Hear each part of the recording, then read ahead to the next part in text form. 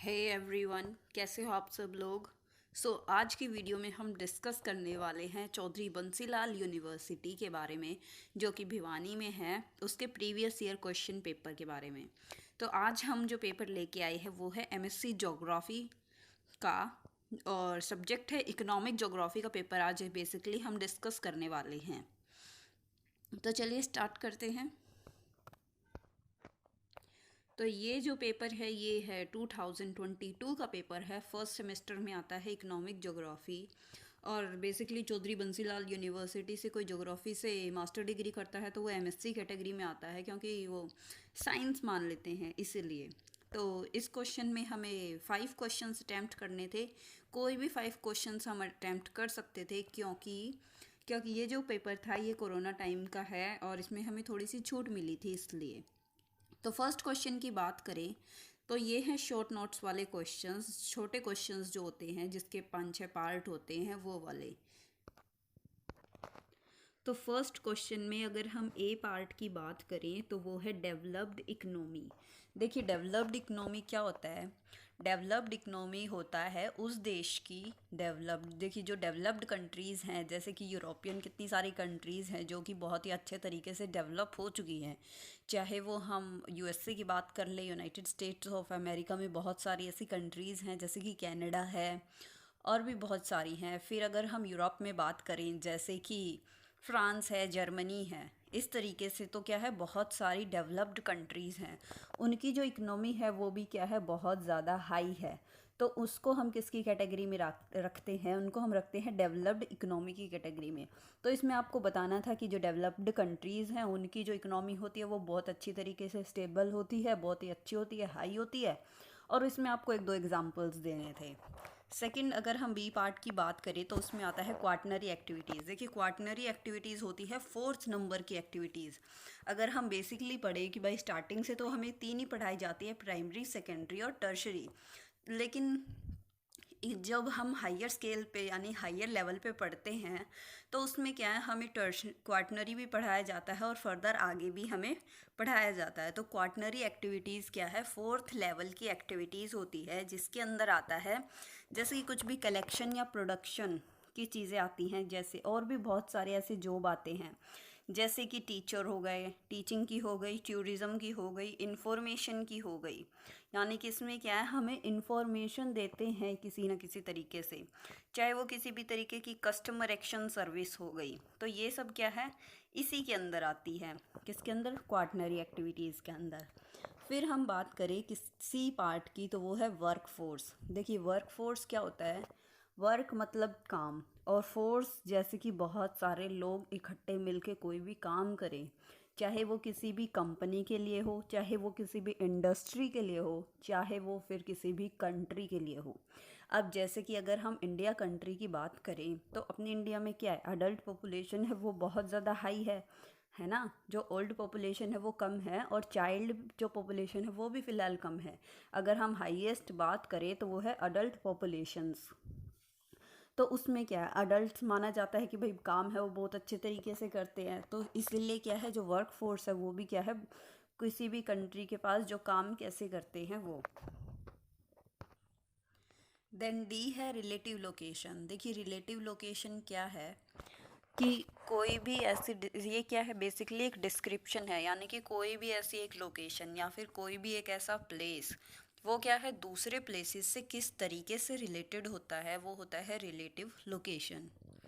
फिर अगर हम बात करें ट्रेड ब्लॉक की, तो ट्रेड ब्लॉक क्या होता है, ट्रेड ब्लॉक एक तरीके से ऑर्गेनाइजेशन होती है, या फिर अगर हम कहें कि संगठन होता है। जैसे कि अगर जो क्या है, ट्रेड में मतलब ट्रेड के ऊपर कुछ विचार वगैरह करते हैं, या फिर कुछ कंट्रीज साथ में मिलके कोई भी एक ऑर्गेनाइजेशन बना ले, उनके कुछ रूल्स या रेगुलेशंस होते हैं, उसको बोलते हैं ट्रेड ब्लॉक। अगर एग्जांपल की बात करें तो इसमें आ सकता है ब्रिक्स। देखिए जो ब्रिक्स का यूनियन है, जो कि कंट्रीज़ के ऊपर ही है, Brazil, Russia, India, China and south Africa. तो इस तरीके से, या फिर अगर हम बात करें ईयू की, जैसे कि यूरोपियन यूनियन है, उनकी क्या है, कुछ रूल्स एंड रेगुलेशंस हैं, तो वो क्या है, ट्रेड ब्लॉक हैं। फिर अगर हम एफ़ की बात करें तो वो है अंकटाड। देखिए अंटाड क्या होता है, इसमें क्या है, अगर इसके फुल फॉर्म की बात करें तो ये होता है United nation conference on trade and development. यानी कि ये क्या है, एक संगठन है, यूनाइटेड नेशन कॉन्फ्रेंस है, किसके ऊपर, ट्रेड और डेवलपमेंट के ऊपर, कि भाई ट्रेड है वो किस तरीके से पूरी कंट्रीज़ के बीच में होना चाहिए या फिर यूनाइटेड नेशंस में, और क्या उससे फिर किस तरीके से डेवलप होगी। ये थी, ये एक ऑर्गेनाइजेशन थी।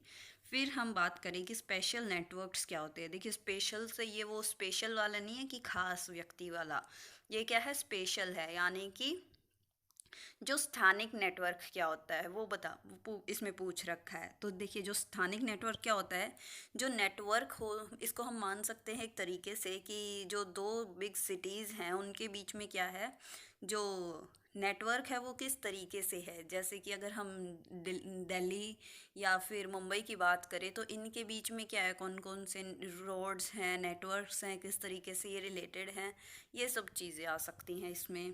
फिर अगर हम बात करें एग्लोमेरेशन की, तो एग्लोमेरेशन क्या होता है, एग्लोमेरेशन होता है एक तरीके से क्लस्टर, या फिर क्या है वह जहाँ एक जगह जहाँ पे बहुत सारी चीज़ें क्या है मिक्स हो जाएं, इंटरमिक्स हो के वहाँ पे इकट्ठी हो जाएं, उसको बोलते हैं एग्लोमेरेशन या फिर समुदाय।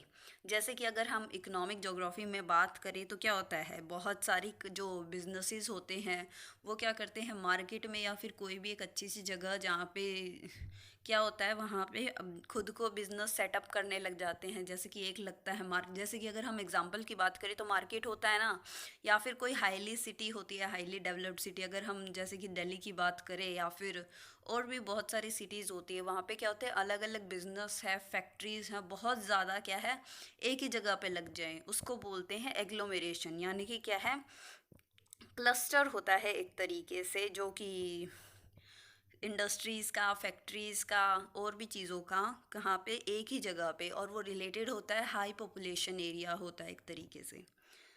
फिर अगर हम बात करें लॉन्ग क्वेश्चंस की, तो उसमें सबसे पहले है कि नेचर ऑफ इकोनॉमिक ज्योग्राफी कैसा है।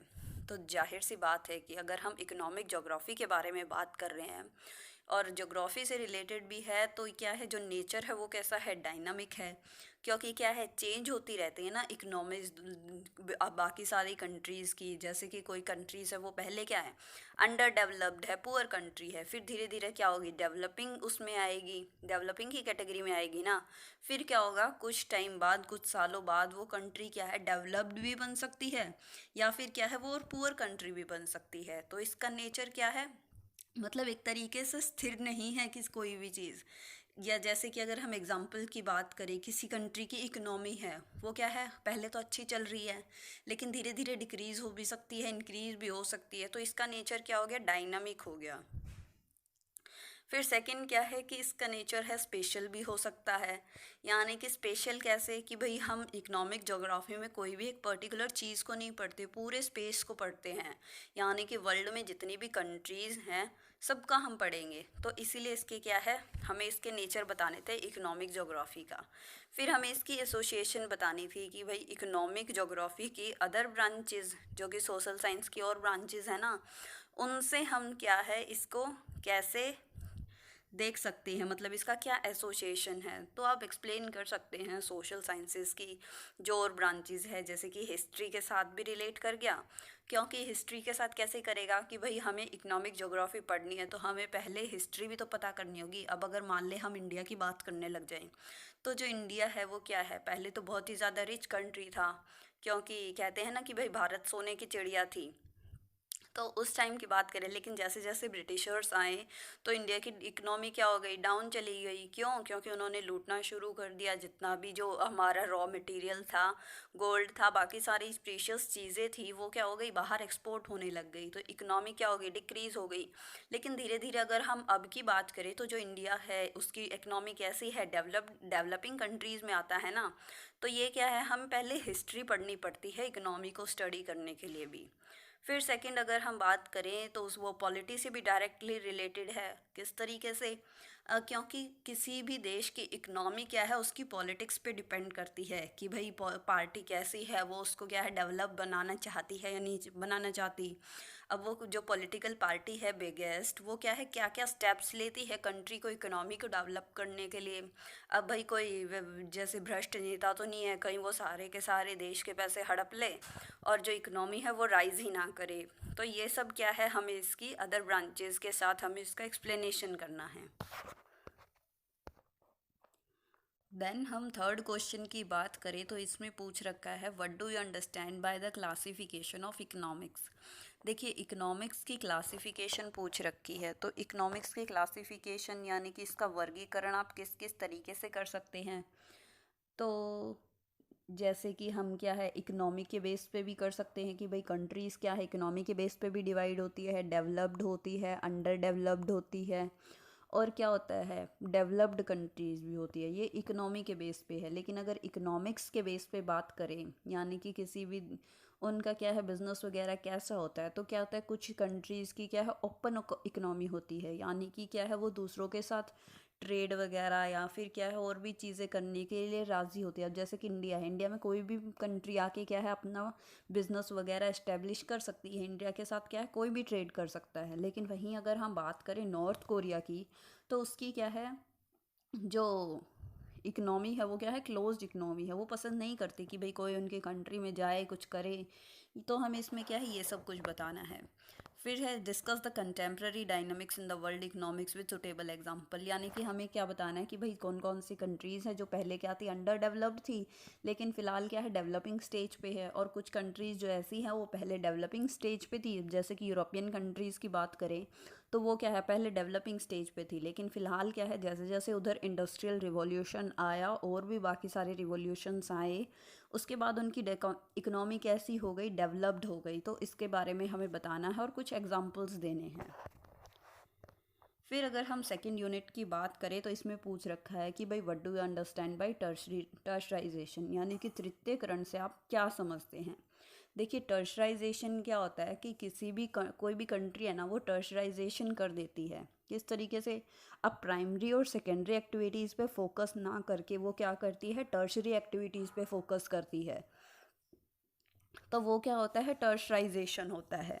इसमें अगर हम बात करें तो कुछ एक्टिविटीज़ ऐसी हैं, कौन कौन सी, जैसे कि एडमिनिस्ट्रेशन हो गया, ये सारी टर्शरी एक्टिविटीज़ में आती है। जैसे कि एडमिनिस्ट्रेशन है, ट्रांसपोर्ट है, फाइनेंशियल एक्टिविटीज़ है, रियल एस्टेट हो गया, या फिर क्या है एजुकेशन भी मान सकते हैं हम, हेल्थ और सोशल वर्क।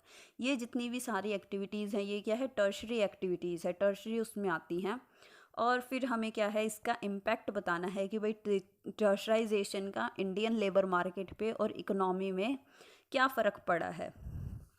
तो भाई हम कह सकते हैं कि भाई इसका जो इम्पैक्ट है वो मेरी तरफ वो क्या है आपको अपनी तरफ से लिखना है कि भाई उसका अच्छा इम्पैक्ट पड़ा है या फिर बुरा इम्पैक्ट पड़ा है। तो मेरे हिसाब से तो थोड़ा सा तो बुरा ही इम्पैक्ट है, यानी कि अगर आप दोनों लिखते हैं तो वो सही होगा कि मतलब पॉजिटिव इम्पैक्ट भी है कि भाई जो इंडिया में हेल्थ है वो क्या है बहुत ही अच्छी हो गई है, प्राइवेट हॉस्पिटल्स भी है, गवर्नमेंट भी बहुत अच्छे अच्छे हॉस्पिटल्स हैं, प्लस जो सोशल वर्क है वो भी लोग क्या है बहुत अच्छे से कर रहे हैं। एजुकेशन है वो भी काफ़ी डेवलप्ड हो चुकी है, यानी कि जो एजुकेशन है वो बहुत ही प्रॉपर लेवल पे अच्छे तरीके से मिलती है। जो ट्रांसपोर्ट फैसिलिटीज़ है वो भी बहुत ही चीपर भी है और अच्छी भी है, चाहे उसमें रोड ट्रांसपोर्ट हो गए, चाहे रेलवे लगा ले, रेलवे कितना सस्ता है, फिर चाहे उसमें क्या है एयरवेज लगा लें, और भी जो फाइनेंशियल और रियल एस्टेट है वो भी हम इसमें दे सकते हैं। लेकिन क्या है इसका लेबर मार्केट पे क्या फ़र्क पड़ा है, अब लेबर मार्केट पे क्या है मेरी तरफ से तो क्या है बहुत ही बेकार पड़ा है। क्यों, क्योंकि हेल्थ, एजुकेशन, सोशल वर्क और फाइनेंशियल, रियल एस्टेट ये सारी एक्टिविटीज़ तो आ गई लेकिन जॉब कहाँ है। अब बिना हम सेकेंडरी जो बिना फैक्ट्रीज़ लगाए जो कि सेकेंडरी एक्टिविटी में आते हैं, अब हम बिना फैक्ट्रीज़ लगाए बिना इंडस्ट्रीज़ लगाए अब अगर हम डायरेक्ट हेल्थ पे और एजुकेशन पे कंसंट्रेट करेंगे तो लोगों को काम कहाँ से मिलेगा। तो मेरी तरफ से तो भाई इसका नेगेटिव इम्पैक्ट ही है, बाकी आप लोग बुक्स के हिसाब से लिख सकते हैं। फिर इसमें है फिफ्थ क्वेश्चन जो कि है डिस्ट्रीब्यूशन, प्रोडक्शन और ट्रेड पे, कि भाई बॉक्साइट जो है उसका क्या है डिस्ट्रीब्यूशन किस तरीके से है, उसकी प्रोडक्शन कैसे होती है, प्लस में उसका क्या है ट्रेड पूरी दुनिया में कैसे है। तो इसकी अगर हम बात करें तो ये क्या है बहुत ही इजी है। लास्ट 2-3 ईयर से जो बॉक्साइट का जो क्वेश्चन है ना वो हर बार रिपीट होके आ रहा है। और इसमें क्या है हमें मेनली डाटा बताना है कि भाई कौन सी कंट्री है जो क्या है बॉक्साइट का सबसे ज़्यादा प्रोडक्शन करती है, फिर कौन सी कंट्री है, फिर कौन सी कंट्री है, और क्या है इसका प्रोडक्शन बताना है, प्लस में हमें इसका क्या है डिस्ट्रीब्यूशन भी बताना है कि कौन सी कंट्री में क्या है बॉक्साइट सबसे ज़्यादा मौजूद है। देखिए मौजूद होने में यानी कि डिस्ट्रीब्यूशन में और प्रोडक्शन में क्या है डिफरेंस है, क्योंकि डिस्ट्रीब्यूशन तो बहुत ही ज़्यादा कहीं पे भी हो सकता है, लेकिन अब मान लीजिए इंडिया में क्या है ऐसा मानते हैं कि जो पेट्रोल है और बाकी जो मिनरल्स हैं वो क्या है इंडिया में भर भर के मौजूद हैं, लेकिन ज़रूर अब हिमालय के नीचे मौजूद है, ठीक है मान लीजिए, लेकिन ज़रूरी थोड़ी कि भाई इंडिया है उसका प्रोडक्शन भी कर रही है, नहीं कर रही ना। तो इसीलिए क्या है उसका डिस्ट्रीब्यूशन और प्रोडक्शन में क्या है बहुत ज़्यादा अंतर है, प्लस वो दूसरों के साथ ट्रेड कर रही है या नहीं कर रही है। तो इसमें क्या है हमें बॉक्साइट के बारे में बताना है। बॉक्साइट बेसिकली क्या है, ये एक एल्यूमिनियम का ओर है।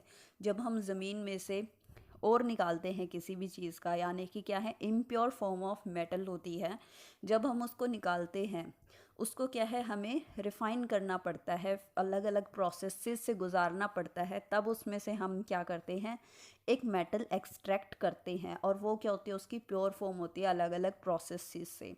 तो जो बॉक्साइट है जब हम इस ये क्या है इम्प्योर और है किसका एल्यूमिनियम का, तो जब हम इसको प्रोसेस करके निकालते हैं तो इसके अंदर से एल्यूमिनियम निकलता है, और एल्यूमिनियम क्या है पूरे वर्ल्ड में भर भर के मौजूद है। फिर हमें क्या है इसकी डिस्ट्रीब्यूशन बतानी है कि भाई कौन कौन सी कंट्रीज़ में कितना कितना प्रेजेंट है, कौन इसका सबसे ज़्यादा प्रोडक्शन किस तरीके से कर रहा है, और क्या है इसका जो ट्रेड है वो कैसे कैसे हो रहा है।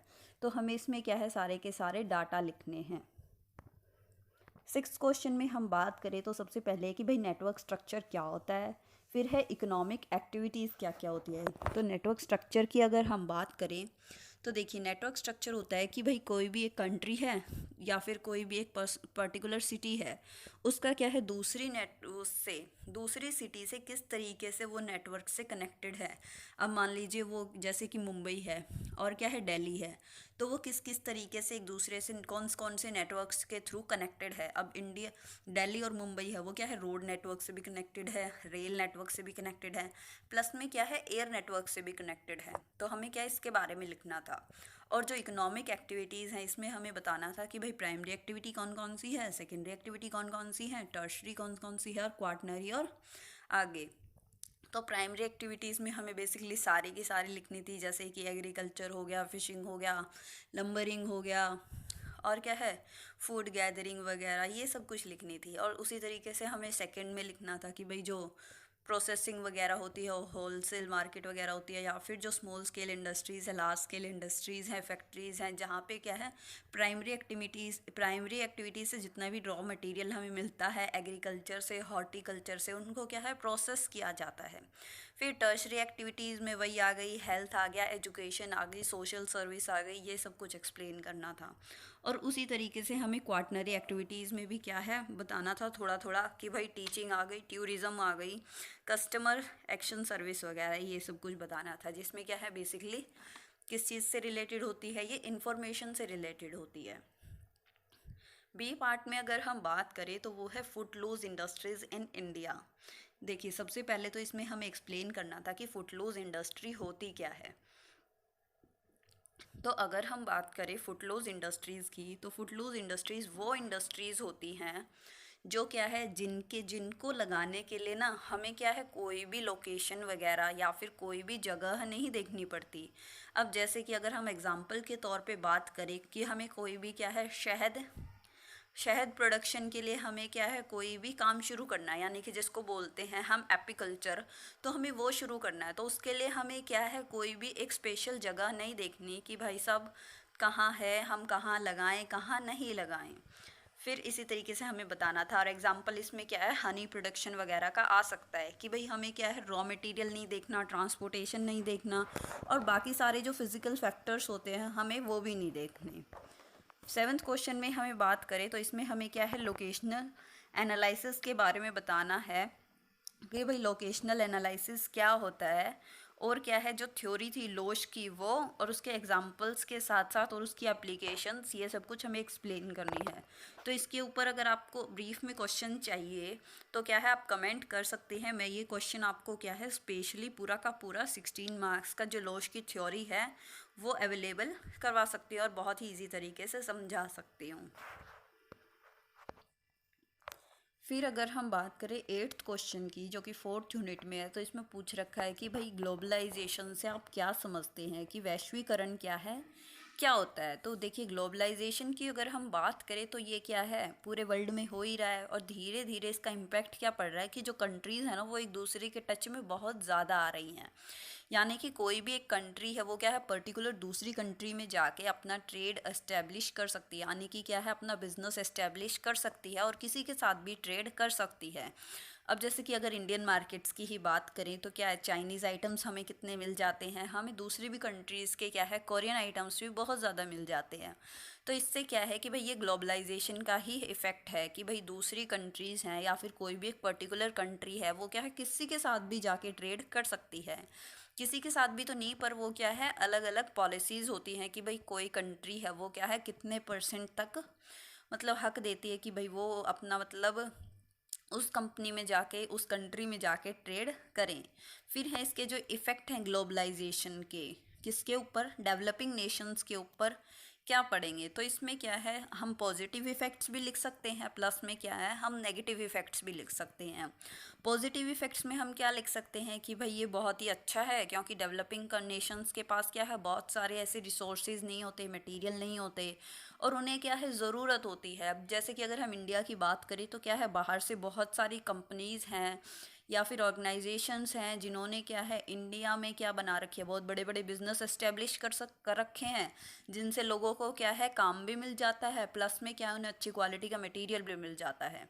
फिर क्या है हम इसके नेगेटिव इम्पैक्ट्स भी बात कर सकते हैं। वो क्या है कि भाई जो इंडिया, किसी भी कंट्री का एग्जांपल दे सकते हैं कि भाई जैसे कि उसके लिए क्या है कि जो खुद का जो मतलब प्राइमरी लेवल पे जो काम होता है ना वो क्या है बंद हो जाता है एक तरीके से, और जैसे ही मार्केट में उससे थोड़ा सा बेटर वर्जन या सस्ता मिलेगा ना तो लोग क्या है खुद की जो चीज़ होती है ना उसको भूल जाते हैं। अब इसमें एग्जांपल के तौर पे हम लिख सकते हैं, अब जैसे कि इंडिया में क्या होता है जो मिट्टी वगैरह के दिए होते हैं, जो कुम्हार वगैरह बनाते हैं वो क्या है अब धीरे धीरे करके क्या है उनका जो काम वगैरह वो क्या ख़त्म होने लग गया है और लोग किस पे ट्रस्ट करने लगे हैं ज़्यादा, जो मार्केट में सस्ती सस्ती चाइनीज़ लड़ियाँ आती हैं या फिर क्या है जो और भी कांच के भी और सजावटी दिए आते हैं उनके ऊपर, जो क्या है बेसिकली फैक्ट्रीज़ में बनी हुई होती हैं। तो इससे क्या है कि इंडिया के जितने भी पर्सन्स थे जो प्राइमरी लेवल पे छोटे स्तर पर काम कर रहे थे उनका तो बिजनेस ठप हो गया ना ग्लोबलाइजेशन से, तो इसका भी क्या है एक तरीके का इफेक्ट है। अब इसी तरीके से अगर हम बात करें हथकरघा की या फिर जो मतलब बुनकर वगैरह होते हैं, तो पहले क्या होता था इंडिया में घरों में चरखा होता था, सबके घर में वो सूत काटते थे, उससे क्या खादी के कपड़े बनाते थे और वो क्या होता था कपड़े लॉन्ग लास्टिंग भी होते थे और अच्छी क्वालिटी के भी होते थे। लेकिन अब आजकल इंडी मार्केट्स में क्या है सस्ते कपड़े हैं, वैरायटी भी बहुत ज़्यादा है, कलरफुल है, लेकिन क्या है इतने लॉन्ग लास्टिंग नहीं होते, मतलब इजीली। देन हम अगर लास्ट क्वेश्चन की बात करें तो वो है रीजनल ट्रेड ब्लॉक्स। देखिए रीजनल ट्रेड ब्लॉक्स क्या होते हैं, ये होते हैं क्षेत्रीय व्यापार ब्लॉक होते हैं। जैसे कि हमने ट्रेड ब्लॉक्स के बारे में बात की थी, 2 नंबर का क्वेश्चन जो था हमने इसी लेक्चर में पहले डिस्कस किया है। तो देखिए ट्रेड ब्लॉक्स क्या होते हैं, ये अलग अलग तरीके से ऑर्गेनाइजेशन, संगठन या फिर क्या है ग्रुप्स होता है कंट्रीज़ का।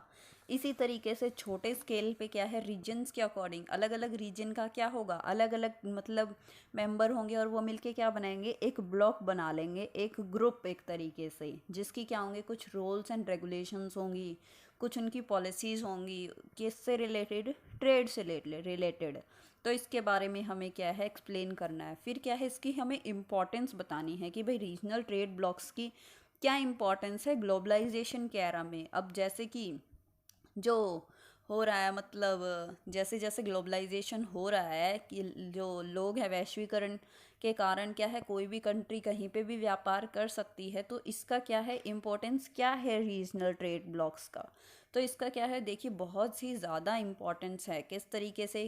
अब क्योंकि इनका क्या होता है, कुछ ना कुछ रूल्स एंड रेगुलेशंस होते हैं और क्या होते हैं, कुछ इनकी पॉलिसीज़ होती है। तो इसी के कारण क्या होता है, जो एक पर्टिकुलर कंट्री की क्या होती है, दूसरी कंट्रीज़ बिल्कुल हावी नहीं हो जाती। अब जैसे कि अगर हम इंडिया की बात करें, है ना, तो इंडिया के कारण, इंडिया की बात करें तो इंडिया में क्या है, बाहर से भी बहुत सारी कंट्रीज़ आती हैं जो कि क्या है, सस्ती चीज़ें हमें अवेलेबल करवाती हैं, और भी बहुत सारी चीज़ें हैं। लेकिन ट्रेड ब्लॉक्स के कारण ही क्या है, इंडिया की खुद की क्या है, कुछ पॉलिसीज़ हैं जो क्या करवाती हैं, लोगों के क्या है, चीपर भी प्राइस चीपर प्राइस में क्या है, चीज़ें अवेलेबल करवाती हैं। इसी कारण क्या है, जो बाकी जो और बहुत बड़े बड़े ब्रांड्स हैं ना, उनसे क्या है, कानाफू मतलब दिक्कतें आती रहती हैं, इंटरेक्शंस होती रहती है। अब जैसे कि अगर हम इंडिया में बात करें तो इंडिया में क्या है, जो कपड़े वगैरह हैं और भी बहुत सारी चीज़ें हैं जो क्या है, लोगों को एक मतलब नॉर्मल से प्राइस पे अवेलेबल हो जाती है। लेकिन अगर हम वहीं बड़े बड़े ब्रांड्स की बात करें, जो फॉरेन ब्रांड्स होते हैं, जैसे कि ज़ारा हो गया, गुच्ची हो गया, और भी बहुत सारे होते हैं, मेंस वियर में लगा लें या फिर वुमेंस वियर में लगा लें, तो वो क्या कहती हैं, वो कहती कि भाई अपनी पॉलिसीज़ को हटाइए। या किस तरीके की पॉलिसीज़ हैं जो क्या है, इतना सस्ता वो अवेलेबल करवा रही हैं। क्यों? क्योंकि ब्रांडेड चीज़ें क्या होती है, बहुत ज़्यादा महंगी होती है। लेकिन इंडियन गवर्नमेंट ने क्या कर रखा है, पॉलिसीज़ बना रखी है कि भाई इससे महंगी चीज़ क्या है, नहीं करनी। वो किसके लिए, नॉर्मल पीपल के लिए। तो इसकी क्या है, हमें इम्पोर्टेंस भी बतानी है। तो आज के लिए बस इतना ही। आई होप क्या है, आपको हमारा ये वाला लेक्चर पसंद आया होगा। प्लस में अगर ज्योग्राफी से रिलेटेड अगर आपको कोई भी लेक्चर चाहिए, चाहे वो किसी भी सब्जेक्ट से रिलेटेड हो, चाहे वो सोशल ज्योग्राफी का हो, जियोमॉर्फोलॉजी का हो, क्लाइमेटोलॉजी का हो, या किसी भी चीज़ का हो, तो आप क्या है, हमारे चैनल पे कमेंट कर सकते हैं वीडियोस के नीचे। I will definitely provide you that lecture. And thanks for this video. और हमारे चैनल को लाइक करना और सब्सक्राइब करना। Thank you and have a nice day.